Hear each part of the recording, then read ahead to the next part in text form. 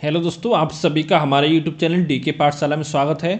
तो दोस्तों, जैसा कि आपने थंबनेल देख लिया होगा, दोस्तों आज भी हम बात करने वाले हैं जो आपकी सीरीज चल रही है GK GS की टेस्ट सीरीज। उसका दोस्तों ये हमारा 10वां पार्ट है, जिसमें हम आपका राज्य व्यवस्था से संबंधित आपके 25 इंपॉर्टेंट क्वेश्चन देखेंगे, 25 क्वेश्चन। और दोस्तों अगर आपने हमारे वीडियो अच्छे से देख लिया तो ये समझ लो आपको कम से कम आपके 100 क्वेश्चन इससे आपके कवर हो जाएंगे। क्यों दोस्तों, जो भी हमारा वीडियो अपलोड किया जाता है उसमें आपका व्याख्या सहित आपको सारा कुछ एक्सप्लेन किया जाता है अच्छे से। यानी जो आपके 4 ऑप्शन है तो उन 4 ऑप्शन को अच्छे से आपके लिए एक्सप्लेन किया जाएगा। जो कि दोस्तों जितने आपके एग्जाम में आने वाले लेखपाल भर्ती हो, यूपी टीपीएससी की, ठीक है, चाहे आपके वीडियो का री एग्जाम हो 2018 वाला, चाहे दोस्तों आपका यूपी पीसीएस का एग्जाम हो 2022 वाला, और साथ दोस्तों जो आपका यूपी आरओ वैकेंसी 2022 में आने की उम्मीद है वो आपका एग्जाम हो, ठीक है, और चाहे दोस्तों आपका यूपी कांस्टेबल एग्जाम हो, मतलब जितने भी आपके एग्जाम है जहाँ पर आपके जीके जीएस पूछा जाता है, एनटीपीसी सीबीडी 2 और साथ ही ग्रुप डी, उन सभी के लिए वीडियो आपके लिए इंपॉर्टेंट रहने वाला है। और अगर दोस्तों आपको वीडियो देखने में अगर कोई आपका सवाल हो या डाउट हो तो नीचे कमेंट करके आप पूछ सकते हो। और दोस्तों अगर आपको वीडियो हमारी पसंद आए तो वीडियो को लाइक जरूर करें, साथ ही चैनल को सब्सक्राइब करना ना भूलें। तो चलिए शुरू करते हैं आज का वीडियो। तो दोस्तों यहाँ पे पहला क्वेश्चन है आपका कि निम्नलिखित में से संविधान सभा की संघ संविधान समिति का अध्यक्ष आपका कौन था? ठीक है, बी आर अम्बेडकर, जेबी कृपलानी, जवाहरलाल नेहरू या आपका राजेंद्र प्रसाद। तो दोस्तों इसके जो अध्यक्ष थे वो थे आपके जवाहरलाल नेहरू, यानी कि ऑप्शन सी आपका इसमें करेक्ट हो जाएगा। ठीक है, और दोस्तों साथ ही ये आपका संघ शक्ति समिति के भी अध्यक्ष थे। ठीक है, और साथ इन दोनों के थे, संघ समिति और संघ शक्ति समिति, और साथ ही संघ संविधान समिति के। और दोस्तों बात करें बी आर अम्बेडकर की तो दोस्तों ये आपका प्रारूप समिति के अध्यक्ष थे। ठीक है, जेबी कृपलानी जो दोस्तों जो थे आपके, ये आपकी मूल अधिकार की उप समिति के अध्यक्ष थे, मूल अधिकार उप समिति के अध्यक्ष। और बात करें डॉक्टर राजेंद्र प्रसाद की तो दोस्तों ये थे आपके संचालन समिति के अध्यक्ष, और साथ ही आपके नियम समिति के अध्यक्ष भी ये थे। ठीक है, ये सारा कुछ आपको याद रखना क्योंकि यहाँ से आपके एग्जाम में क्वेश्चन पूछे जाते हैं। अगला क्वेश्चन है आपका कि संविधान सभा द्वारा भारतीय संविधान को स्वीकृत किया गया था 26 नवंबर 1949 को, 15 अगस्त 1947, 30 जून 1948 या 26 जनवरी 1950 को। तो इसको सही आंसर हो जाएगा दोस्तों ऑप्शन ए, 26 नवंबर 1949 को भारतीय संविधान को स्वीकृत किया गया था। और पूर्णतः लागू कब किया गया था आपका? 26 जनवरी 1950 को। ठीक है, अगला क्वेश्चन है, और दोस्तों एक चीज़ आपको, जो भारतीय संविधान था दोस्तों वो आपका 2 वर्ष 11 माह और साथ ही 18 दिन में आपका बनकर तैयार हुआ था। ठीक है, ये भी आपको ध्यान रखना है। अगला क्वेश्चन है कि भारतीय राजनीतिक व्यवस्था में इनमें से कौन सर्वोच्च है? सर्वोच्च न्यायालय, संविधान, संसद, धर्म। ठीक है, तो दोस्तों सर्वोच्च जो है दोस्तों वो आपका संविधान है, यानी कि ऑप्शन बी आपका इसमें करेक्ट हो जाएगा। ठीक है, संविधान आपका सही हो जाएगा। और लेकिन दोस्तों जो आपका संविधान का रक्षक है जो आपका, वो कौन कहलाता है? वो आपका सर्वोच्च न्यायालय है।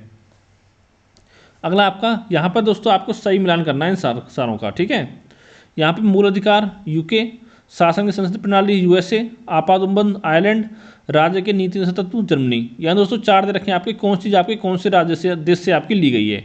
अगर दोस्तों बात करें मूल अधिकार की तो दोस्तों ये आपका यूएसए के संविधान से लिया गया है, यानी कि पहले का दूसरा हो जाएगा।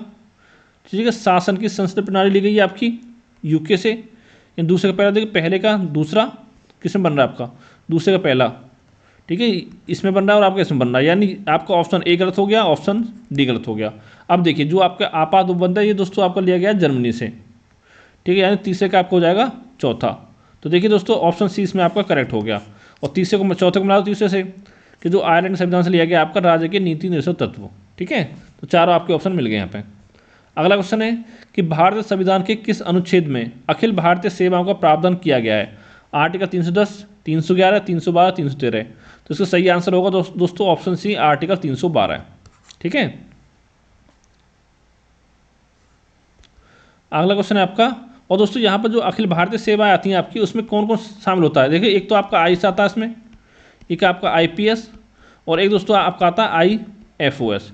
अब देखिए दोस्तों बच्चे यहाँ पर गलती कर जाते हैं कि आईएएस आईपीएस सबको पता होता है क्या आते हैं अखिल भारतीय सेवाओं के अंदर, लेकिन दोस्तों तीसरा वो लगा देते हैं दोस्तों आईएफएस, यानी इंडियन फॉरेन सर्विस, जो कि आपका गलत है। और दोस्तों जो अखिल भारतीय सेवा में आती है वो दोस्तों आती है इंडियन फॉरेस्ट सर्विस। ठीक है, ये तीनों आपके आते हैं। अगला क्वेश्चन है कि निम्नलिखित में से कौन सही सुमेलित नहीं है। आर्टिकल 39 से समान न्याय व निःशुल्क विधिक सहायता, ये दोस्तों एकदम सही है आपका, ठीक है। आर्टिकल 40 ग्राम पंचायत संगठन, ये भी सही है। आर्टिकल 44 समान नागरिक संहिता, ये भी आपकी सही है।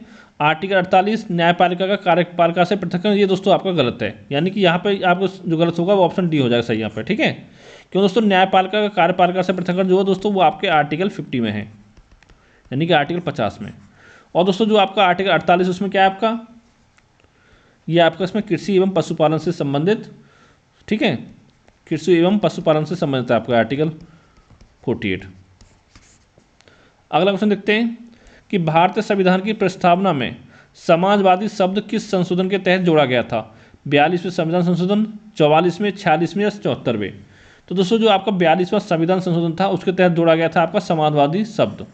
और दोस्तों इसको आपका लघु संविधान भी कहा जाता है, 42वें संविधान संशोधन को, ठीक है। ये कब हुआ था, 1976 में। और दोस्तों इसमें आपके 3 शब्द जोड़े गए थे आपके प्रस्तावना में। कौन कौन से शब्द थे दोस्तों, एक तो आपका समाजवादी हो गया, ठीक है, समाजवादी। एक था दोस्तों आपका पंथ निरपेक्ष, और दोस्तों एक था आपका अखंडता। ये 3 शब्द दोस्तों आपके प्रस्तावना में जोड़े गए थे 42वें संविधान संशोधन अधिनियम के तहत, ठीक है, जो कि आपको 1976 में हुआ था। और जिसको दोस्तों आपका लघु संविधान भी कहा जाता है। दोस्तों ये बहुत इंपॉर्टेंट है, यहाँ से आपका क्वेश्चन बन जाता है एग्जाम में, ठीक है, 42वां संविधान संशोधन। अगला क्वेश्चन है आपका कि भारत के संविधान की उद्देशिका में कितने प्रकार के न्याय की व्यवस्था की गई है। 1, 2, 3, 4। तो दोस्तों इसमें 3 तरह के आपके न्याय की व्यवस्था की गई, यानी ऑप्शन सी आपका करेक्ट हो जाएगा। कौन कौन से, एक आपका सामाजिक न्याय, ठीक है, एक दोस्तों आपका आर्थिक न्याय, और एक आपका राजनीतिक न्याय। इन 3 तरह के आपके न्याय की व्यवस्था की गई है भारत के संविधान की उद्देशिका यानी कि प्रस्तावना में, ठीक है। अगला क्वेश्चन है कि भारतीय नागरिकता नहीं प्राप्त की जा सकती जन्म द्वारा, देशीकरण द्वारा, किसी भूभाग के सम्मेलन द्वारा, या भारतीय बैंक में धन जमा करके। तो दोस्तों इसमें ऑप्शन डी आपका करेक्ट हो जाएगा, कि यानी भारतीय बैंक में धन जमा करके आपकी नागरिकता प्राप्त नहीं की जा सकती है, ठीक है। और 3 तरह से आपकी की जा सकती है, जन्म द्वारा, देशीकरण द्वारा, किसी भूभाग के सम्मेलन द्वारा भी, ठीक है। अगला आपका कि भारतीय संविधान में कितने मौलिक कर्तव्य हैं। 9, 11, 12, 20, ठीक है। दोस्तों वर्तमान की बात की जाए तो भारतीय संविधान जो है उसमें आपके टोटल मिला के आपके 11 मौलिक कर्तव्य हैं, ठीक है, यानी कि ऑप्शन बी आपका करेक्ट हो जाएगा। और दोस्तों मौलिक कर्तव्य कौन से उसमें शामिल किए गए आपके, भाग कौन से भाग में आपका, भाग 4 का बोलो या आपका 4A में, ठीक है, जो कि आपके आर्टिकल 51A में है, ठीक है। और जो दोस्तों आपके जो 42वां संविधान संशोधन हुआ था उसी के तहत आपके शामिल किए गए थे 1976 में, ठीक है, जो कि आपका सरदार स्वर्ण सिंह समिति की सिफारिश पर ऐड किए गए थे, जोड़े गए थे, सरदार स्वर्ण सिंह समिति की सिफारिश पर।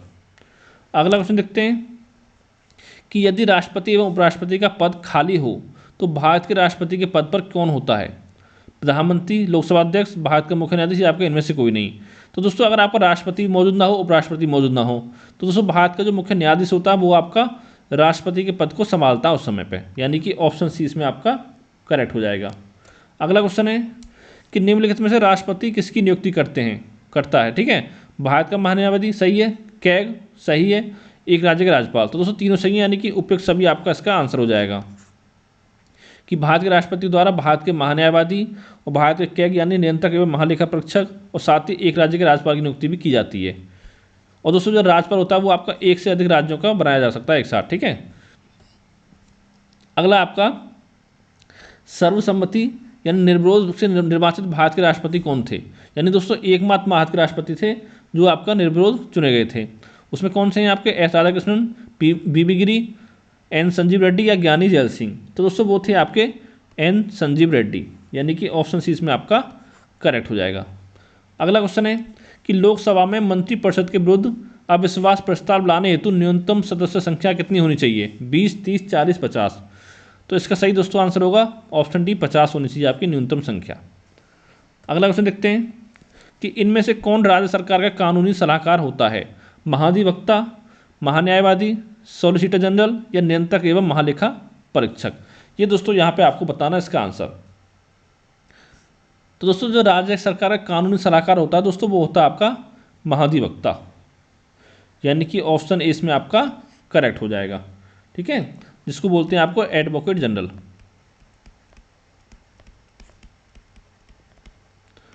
जो कि दोस्तों आपका आर्टिकल 160 यानी कि आर्टिकल 165 के तहत आपका जो राज्यपाल है इसकी नियुक्ति करता है, महाधिवक्ता की राज्यपाल द्वारा नियुक्ति होती है। ठीक है, और दोस्तों जो महान्यायवादी दोस्तों ये आपका आर्टिकल 76 में है। और दोस्तों ये आपका भारत सरकार का सर्वोच्च कानून अधिकारी होता है, सर्वोच्च कानून अधिकारी। ठीक है, महान्यायवादी। और दोस्तों इस समय आपके महान्यायवादी कौन है भारत के, तो दोस्तों वो हैं आपके के वेणुगोपाल। ये भी आपको ध्यान रखना है, के वेणुगोपाल राव। और अगला दोस्तों आपका सॉलिसिटर जनरल। ये दोस्तों जो आपका भारत सरकार का दूसरा सर्वोच्च कानून अधिकारी होता है, दूसरा सर्वोच्च कानून अधिकारी। ठीक है, सॉलिसिटर जनरल, जो कि दोस्तों आपका महान्यायवादी के अधीन होता है। ये चीज़ आपको ध्यान रखनी है। अगला दोस्तों नियंत्रक एवं महालेखा परीक्षक दोस्तों ये आपका आता है आर्टिकल 148 के तहत। ठीक है, और वर्तमान में दोस्तों कौन है इसमें नियंत्रक महालेखा परीक्षक, तो दोस्तों वो हैं आपके गिरीश चंद्र मुर्मू। ठीक है, ये आपको ध्यान रखना है। तो दोस्तों यानी देखिए महाधिवक्ता नियुक्ति करता है राज्यपाल, और बाकी इन तीनों की नियुक्ति की जाती है आपकी राष्ट्रपति के द्वारा। अगला क्वेश्चन है आपका कि लोकसभा की प्रथम महिला अध्यक्ष कौन थी, तो विजय लक्ष्मी पंडित, सुचिता कृपलानी, तारकेश्वरी सिन्हा या आपका मीरा कुमार। तो दोस्तों जो लोकसभा की प्रथम महिला आपकी अध्यक्ष थी वो थी दोस्तों मीरा कुमार, यानी कि ऑप्शन डी इसमें करेक्ट हो जाएगा, जिनका दोस्तों कार्यकाल था आपका 15वीं लोकसभा में। ठीक है, जिस समय आपके मनमोहन सिंह प्रधानमंत्री थे उस समय 2009 से 2014। ठीक है, और दोस्तों बात की आपकी दूसरी महिला कौन थी आपकी लोकसभा की, तो दोस्तों वो थी आपकी सुमित्रा महाजन,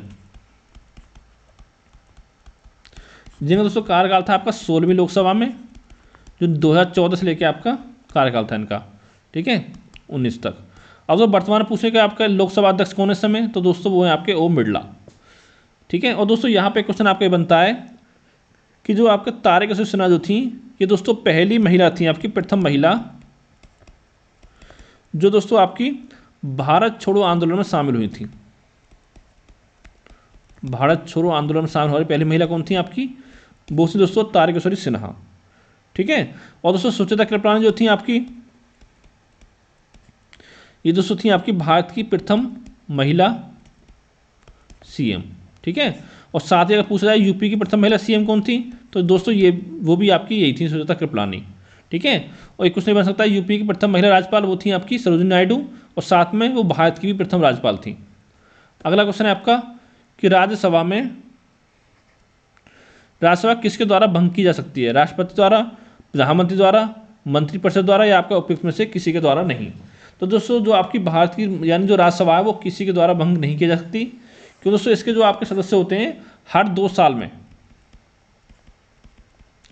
हर 2 साल बाद आपके 1/3 जो सदस्य हैं आपके इसके मतलब निवृत्त हो जाते हैं, यानी हटा दिए जाते हैं। ठीक है, और उनके कार्यकाल दोस्तों होता है कार्यकाल आपका 6 वर्ष का। और दोस्तों राज्यसभा का सदस्य बनने के लिए आपकी न्यूनतम आयु होती है 30 वर्ष। ठीक है, अब बात करें लोकसभा सदस्य बनने के लिए, तो दोस्तों इसकी आपकी आयु होती है न्यूनतम 25 वर्ष। यानी कि अगर आपको सीएम बनना है या आपको पीएम बनना है तो दोस्तों आपको आपकी 25 साल एज होनी चाहिए मिनिमम। ठीक है, और बनना है दोस्तों अगर आप राष्ट्रपति बनना है, राज्यपाल बनना है, राष्ट्रपति और उपराष्ट्रपति, तो न्यूनतम एज होनी चाहिए आपकी 35 वर्ष। ये दोस्तों आपको याद रखना है। ठीक है, अब दोस्तों यहाँ पर कुछ क्वेश्चन आपको बताना चाहूँगा कि इस समय राज्यसभा के आपके सभापति उपसभापति कौन है। ठीक है, ये आपने सारा नोट कर लिया होगा उम्मीद करता हूँ।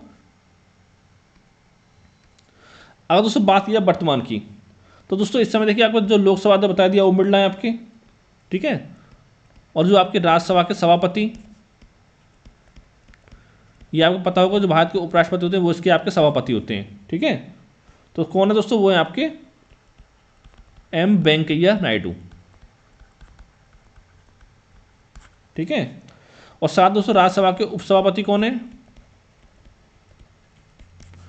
वो है दोस्तों आपके हरिवंश नारायण सिंह इस समय, हरिवंश नारायण सिंह। ठीक है। और जो एक क्वेश्चन ये बनता है आपका, राज्यसभा के महासचिव कौन है वर्तमान में, राज्यसभा के महासचिव? तो दोस्तों ये हैं आपके पीसी मोदी।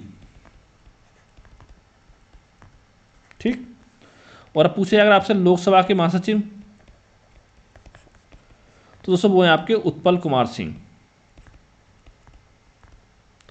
तो दोस्तों ये सारे फैक्ट आपको याद होने चाहिए, दोस्तों आपके करंट में शामिल हो जाते हैं और यहाँ से दोस्तों क्वेश्चन आपके एग्जाम में बन सकता है। ठीक है। और दोस्तों एक क्वेश्चन ये बनता है कि राज्यसभा में सदन के नेता कौन है इस समय? राज्यसभा में सदन के नेता, तो दोस्तों वो हैं आपके पीयूष गोयल, जो कि इससे पहले आपके रेल मंत्री भी रह चुके हैं। ठीक है। और एक क्वेश्चन बनता है राज्यसभा में सदन के उपनेता, वो कौन है? तो दोस्तों वो है आपके मुख्तार अब्बास नकवी। ये सारे फैक्ट दोस्तों यहाँ पे आपको याद रखने हैं। अगला क्वेश्चन है आपका कि संसद के दोनों सदनों की जो संयुक्त बैठक होती है उसकी अध्यक्षता कौन करता है? राष्ट्रपति, प्रधानमंत्री, उपराज्यसभा का सभापति या आपका लोकसभा अध्यक्ष? तो दोस्तों संसद के दोनों सदनों की संयुक्त बैठक की जो अध्यक्षता करता है वो दोस्तों करता है आपका लोकसभा अध्यक्ष, यानी कि इसका ऑप्शन डी इसमें आपका करेक्ट हो जाएगा। ठीक है। ये दोस्तों है आपका आर्टिकल 118(4) के तहत। ठीक है। अगला क्वेश्चन है कि भारतीय संविधान का संरक्षक कौन है? राष्ट्रपति, संसद, मंत्रिपरिषद या सर्वोच्च न्यायालय? तो दोस्तों जैसे मैं पहले बता चुका हूँ आपको कि भारतीय संविधान का संरक्षक जो होता है वो होता है आपका सर्वोच्च न्यायालय, यानी कि ऑप्शन डी इसमें करेक्ट हो जाएगा। अगला है कि भारतीय संविधान के अंतर्गत कितने प्रकार के आपातकाल की अवधारणा है? 2, 3, 4, 1? तो दोस्तों वो आपके 3 हैं, यानी कि ऑप्शन बी इसमें आपका करेक्ट हो जाएगा। कौन कौन से? एक दोस्तों अगर आपका युद्ध की स्थिति बनती है, ठीक है, तो आर्टिकल 352 है आपका, जिसको आपको राष्ट्रीय आपातकाल बोलते हैं। एक दोस्तों आपका आता है आर्टिकल 356, जिसमें दोस्तों राज्य में संवैधानिक तंत्र की विफलता के कारण जो होता है राष्ट्रपति शासन लगता है, उसको बोलते हैं आर्टिकल 356 तहत आता है वो। जैसे मान लो कुछ आपका किसी राज्य में आपका जैसे कोई चुनाव होने वाला हो, ठीक है, चुनाव आपका एक्सटेंड कर दिया जाए, वो कर दिया जाए, तो दोस्तों वो आपका राष्ट्रपति शासन के अंतर्गत ही आपका आता है। और एक दोस्तों होता है आपका आर्टिकल 360, जो कि आपका वित्तीय आपातकाल।